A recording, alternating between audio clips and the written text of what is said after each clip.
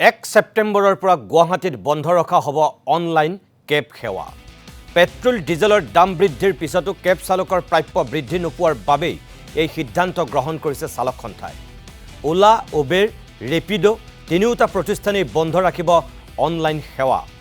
সংবাদমেল যোগে এই কথা সদৰি কৰিছে গুৱাহাটীৰ অনলাইন কেব চালক সংগঠনে। প্ৰতি কিলোমিটাৰ প্ৰতি মিনিটৰ মূল্য চৰকাৰী নিয়ম অনুসৰি নিৰ্ধাৰণ কৰাৰ দাবী জনাইছে সংগঠনকেইটাই।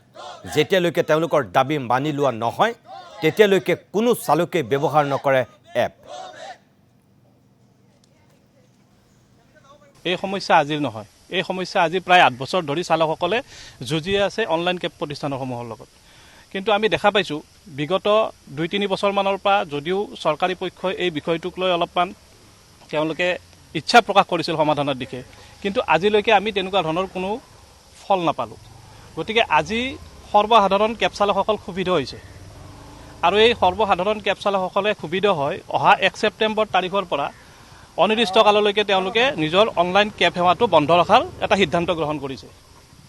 আৰু ইয়াৰ লগতে আমি সংগঠন হিচাপে তেওঁলোকক সমৰ্থন জনাইছোঁ, যিহেতুকে সৰ্বসাধাৰণ চালকে এই কাৰ্যসূচীটো লৈছে। এই কাৰ্যসূচীটো আমি লোৱা নাই, আচলতে আমি তেওঁলোকক সমৰ্থন জনাইছোঁ আৰু তেওঁলোকৰ লগত আমি আছোঁ বুলি কৈছোঁ।